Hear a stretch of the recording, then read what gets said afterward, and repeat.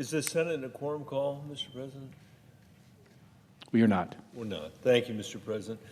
I ask the motion to reconsider with respect to the Reichelman nomination be considered, made, and laid upon the table, and the President be immediately notified of the Senate's action. Without objection. Thank you, Mr. President. Mr. President, I have two requests for committees to meet during today's session of the Senate. They have the approval of the majority and the minority leaders. Duly noted. Thank you, Mr. President.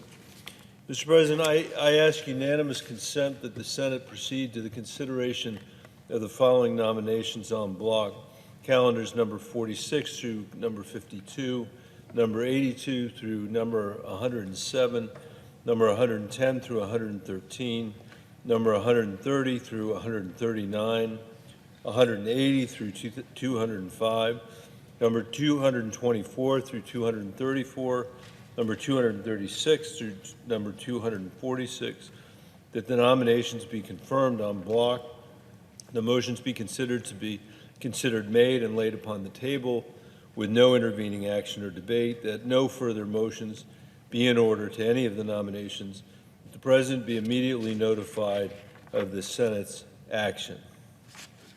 Is there objection? Mr. President, The Senator from Alabama. reserving the right to object, and I object. Objection was heard.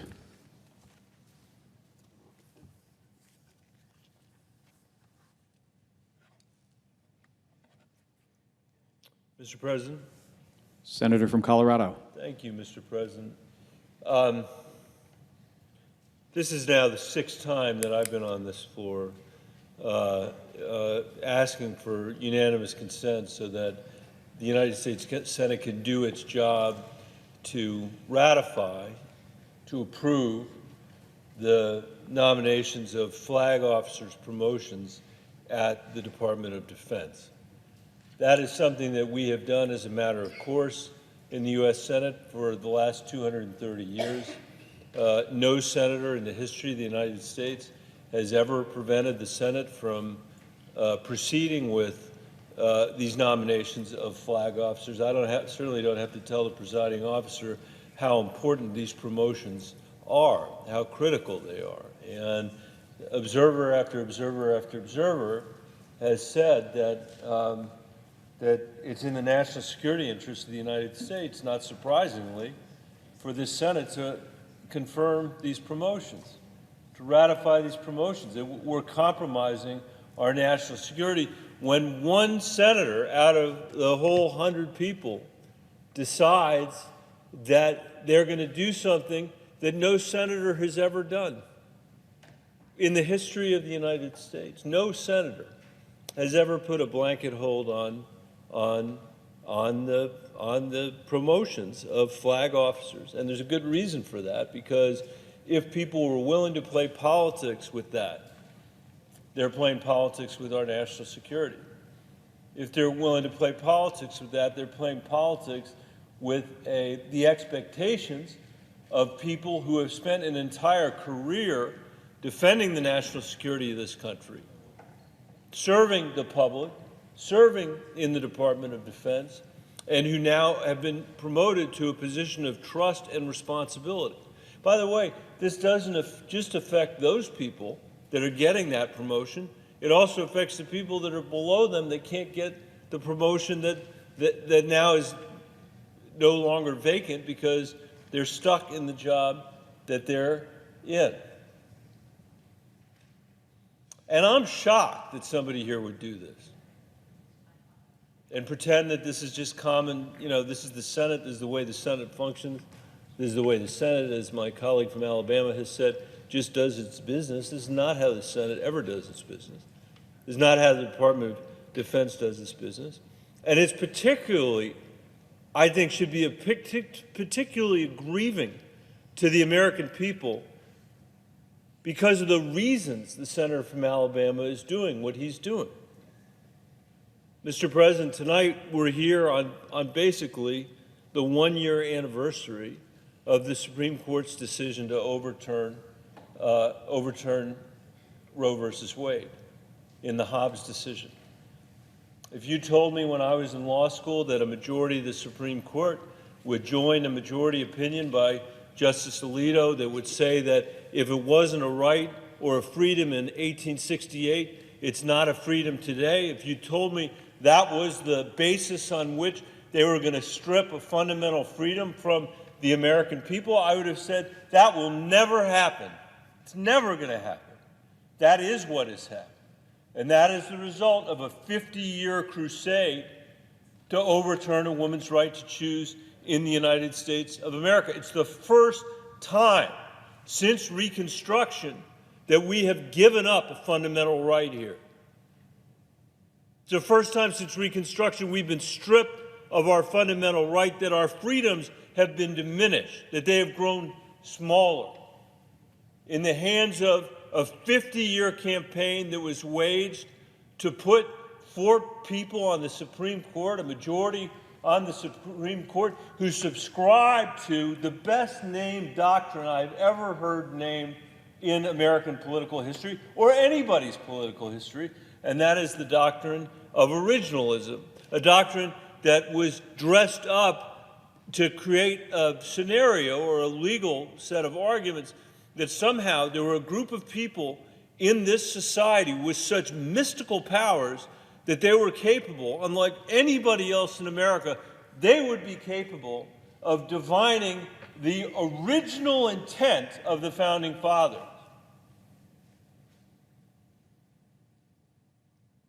Putting aside the fact tonight that everybody in this chamber who studied the Constitution even for 10 minutes knows the founders had fundamental disagreements about themselves, and that the Constitution itself was a product of those fundamental differences. Not their fundamental consensus, but the fundamental differences. There was consensus on some issues. There was compromise on other issues. But I dwell on that for a moment just to say to, especially to people around here, maybe the age of the pages in the Senate, that you shouldn't give this theory of legal interpretation any great weight just because they dressed it up and called it something called originalism, or they said somehow they could divine what the Founding Fathers said. And what fundamentally it came down to in the case of the Supreme Court was that because abortion wasn't a freedom, as they said in 1868, a country where women didn't even have the right to vote in the United States yet, that it was not going to be a freedom today. And they stripped the American people of this freedom. And there were people on this floor, the people, in the other party, who spent 50 years trying to create a Supreme Court like this, basically since Ronald Reagan was our president. I think Ronald Reagan would be shocked by the extreme nature of the opinion that was rendered by Justice Alito, but who knows? What we do know is this has been a 50-year campaign that's been waged. And the second that the Supreme Court did what they'd been shooting for the last 50 years, what they started to say was, don't worry about it. It's not a big deal. This is just reverting to states' rights. This fundamental constitutional right, this fundamental constitutional freedom, it's just reverting to the states. What's happened since then, Mr. President? 20 states have banned abortion since that decision was made, or restricted access. 9 of those states have no exceptions for rape or incest, like the state of Alabama, I think, which has an exception for the life of the mother. So there is a lot to worry about in this decision. There's a lot to worry about for our men and women in uniform. Before Dobbs, women in the military had at least some assurance that wherever the Pentagon sent them, they'd have minimal access to reproductive care, a protected constitutional right, a protected freedom. That is no longer the case. One of the very first calls I got, Mr. President, after Dobbs was decided was from a woman that I know in Colorado who was an Air Force officer. She was a pilot. She told me her personal story, and then she said, I don't understand how they could possibly have made the decision that they made, because this is a fundamental readiness issue. Well, they didn't have to deal with that. They didn't have to deal with that fundamental issue of readiness. They didn't have to deal with these fundamental remedies or the fundamental fact of how people every single day would be dealing with the loss of this right or the loss of this freedom, because nothing in their interpretive doctrine requires them to do that. It only requires them to ask, was it a freedom in 1868? Not a freedom today. And in response to this shocking development, and it is shocking, you know, if you are the age of the pages that are here, if you're my daughter's age, my oldest daughter is 23 years old, you're wondering how it is possible. We were having this conversation the other day. We were driving by a billboard in Colorado, you know, advertising some stuff in Colorado. Amazing thing that we could be, on the one hand, legalizing marijuana in this country, and on the other hand, banning abortion. If you told me that when I was a teenager in America, I would have said, what are you smoking? That's impossible. That's impossible. And that's where we are. What the Supreme Court did in this case is fundamentally unpopular with the American people. The American people are angry that this has happened. It didn't happen by accident. This is a war that has been waged on a woman's right to choose. It's a war that has been waged for that doctrine of originalism. And a lot of people and a lot of institutions in America are having to make adjustments in the wake of this shocking development. And the Pentagon is one of those places. And in the wake of the Supreme Court overturning Roe versus Wade, the Pentagon extended two policies that already exist for service members if a medical procedure is not available near their duty station. One was a travel allowance. If you can't get that knee operated on close to your duty station, we're going to pay you to travel. That is what the rules say today. By the way, that's not a law that Congress passed. That is the DOD making regulations, which is how this works, to ensure that the people serving our country are able to get the medical care that they need. So we say, you know what, you're going to have a travel allowance.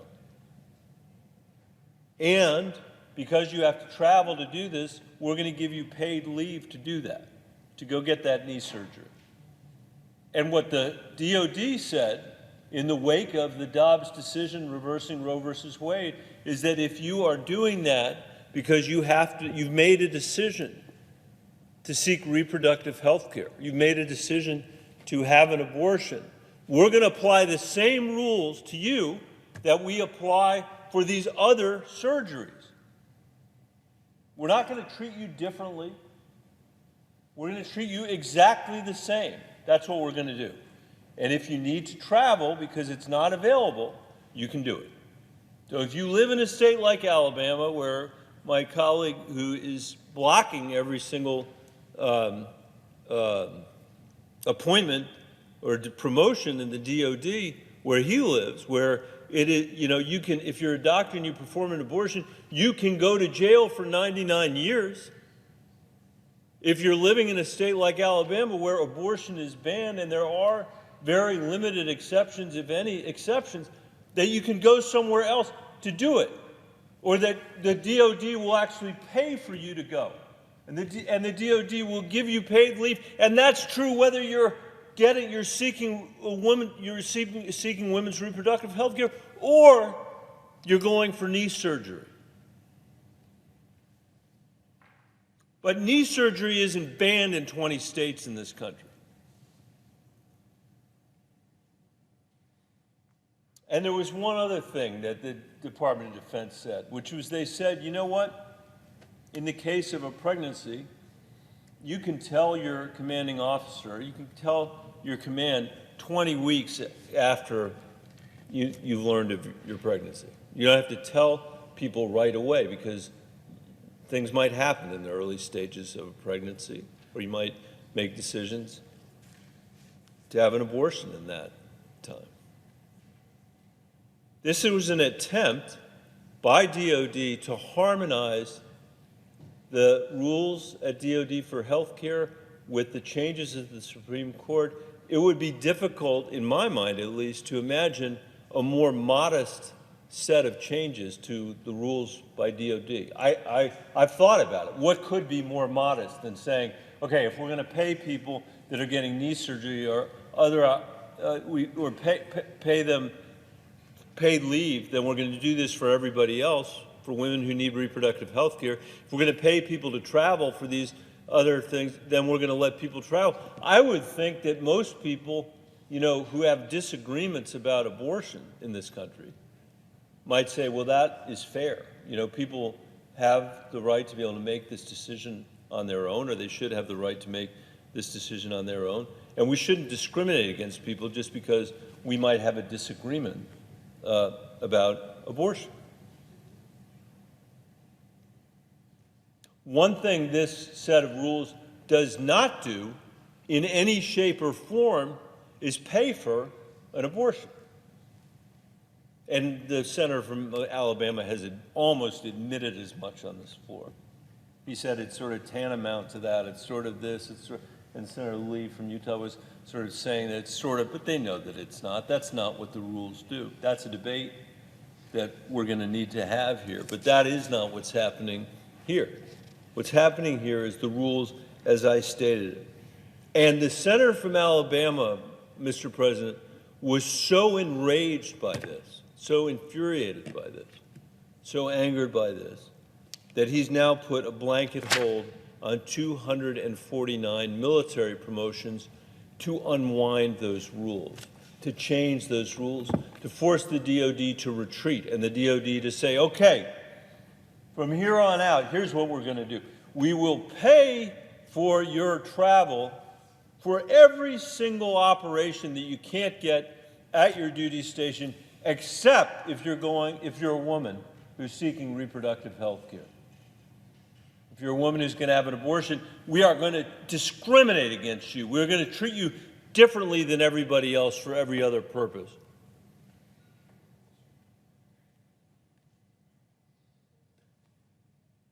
And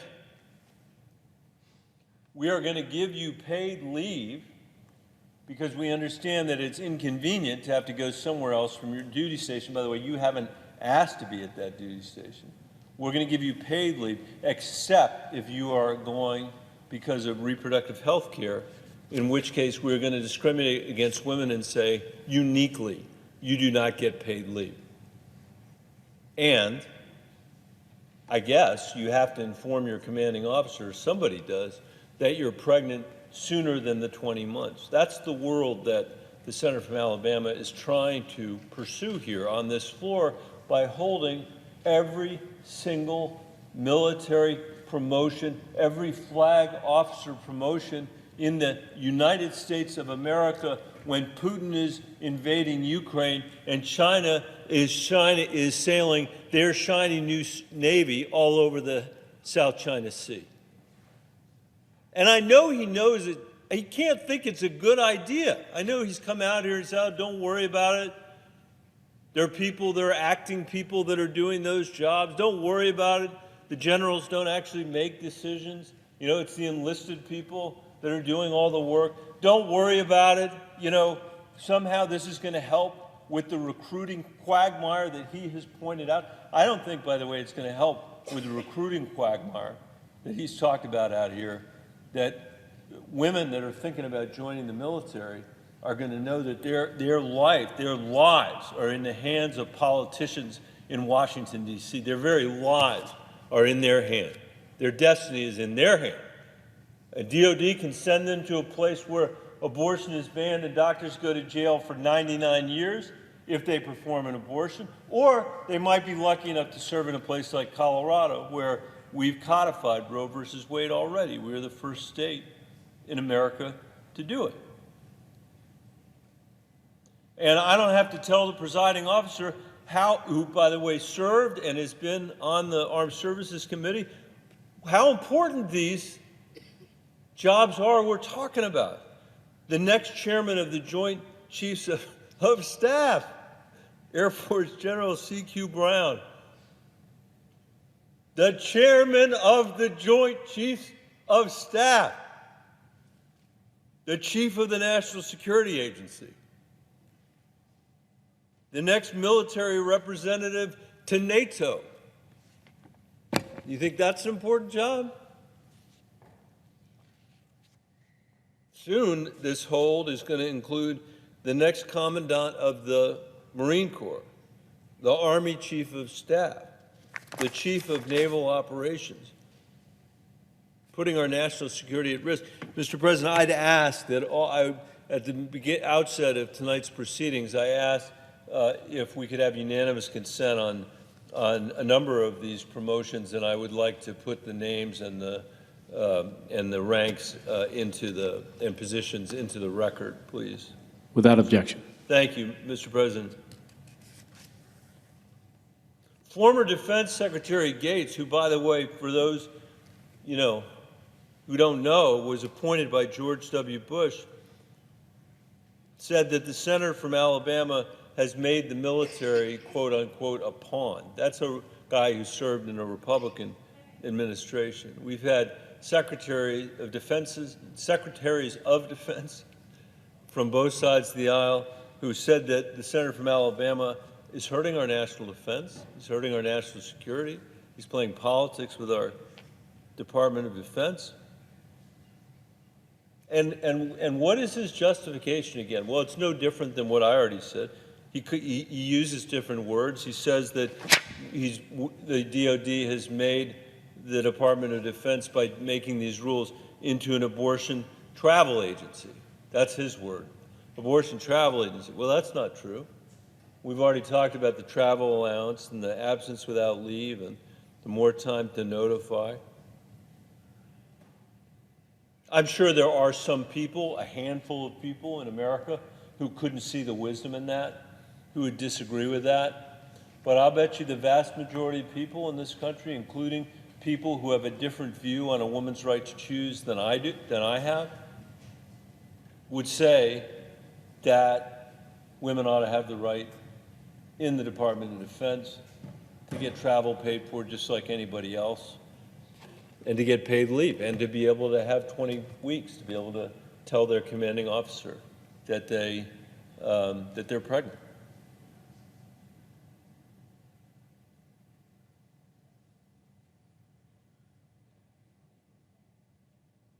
This is an effort to punish women who are seeking reproductive health care and forcing them, for reasons I don't understand, to tell their commanding officers the minute that they're pregnant. This is reminiscent to me of the states after the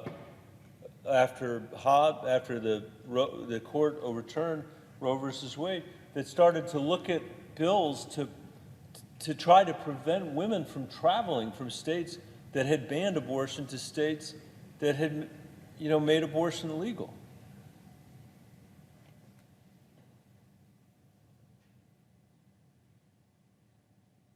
It's kind of a shocking place for us to be in, to hear people party, embrace freedom and talk about freedom all the time, and still live in a place where we're talking about trying to ban Americans from traveling from one state to another, or not allowing the Department of Defense to pay money or to use paid leave for women's reproductive health care the way they do for anything else. I mean, I believe strongly in a woman's right to choose, and I believe it should be a decision that's made between a woman and her doctor. Most Americans agree with that. I know that there's profound moral disagreement on this question, and I respect that. But I think it's fair to say that the senator from Alabama's position on this, to not allow paid leave, to not allow paid travel, to not allow women to get 20 weeks before they have to tell their commanding officers that they're pregnant, the vast majority of Americans, I think, would agree that those rules are appropriate. By the way, one of the other reasons the senator from Alabama has objected to this is that, he says that the Senate, if the Senate wanted those rules, it should have passed those rules. Well, the Senate doesn't write rules like that. We didn't pass the rules that exist today that pay for people to be able to go get surgery or get paid leave in the military. Those are rules that the Department of Defense makes, having been delegated that authority by the Congress. But man, he's in a totally different place on this. He says that he's going to keep his hold until the Pentagon follows the law or Congress changes the law. That's the way we do it here in the Senate. That's a reference to what I was just talking about in terms of the rules. And by the way, this is not how we do this in the Senate. Just not. It's not. And the evidence is that no one in the history of this body has ever done this, ever, in the history of the country. Nobody's done this. Nobody's done it. And I would say that not only has nobody done it and taken a political position that's so far outside the mainstream of conventional American political thought.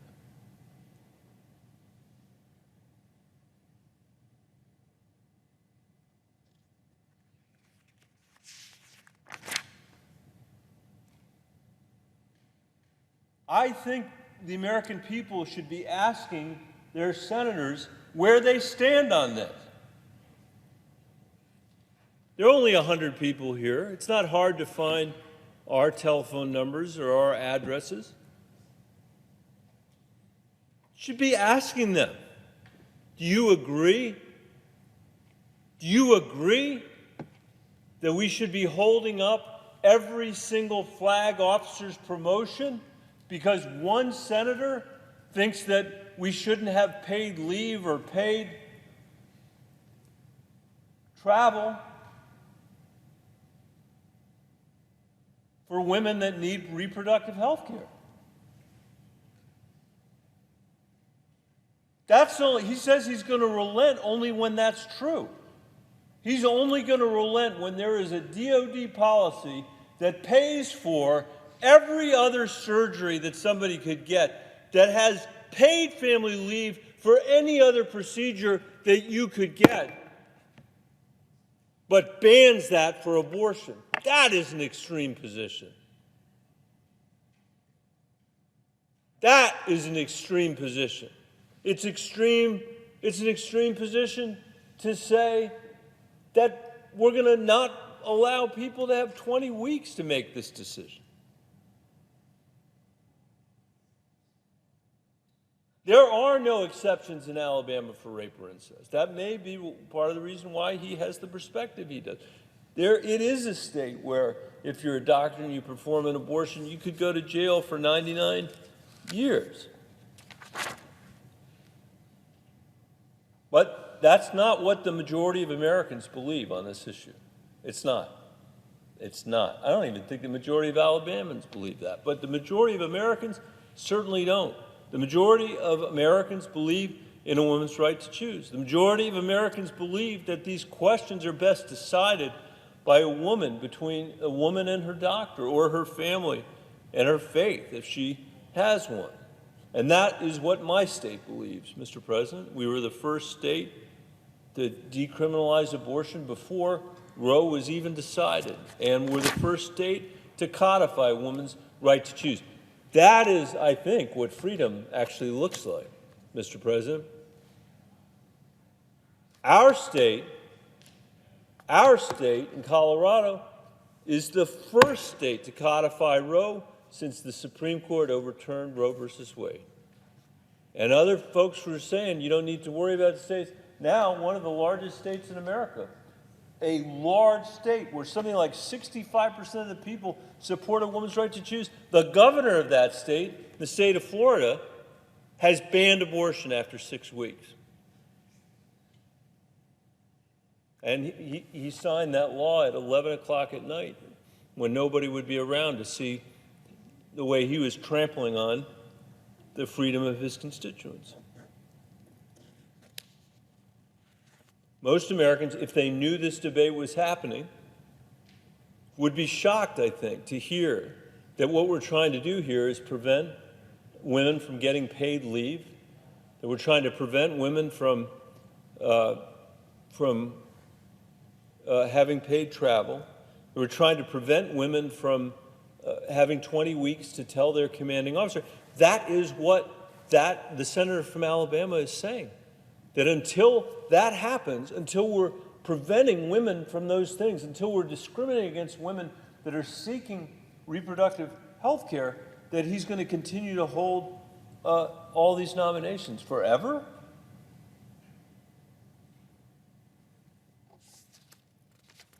I don't know how anybody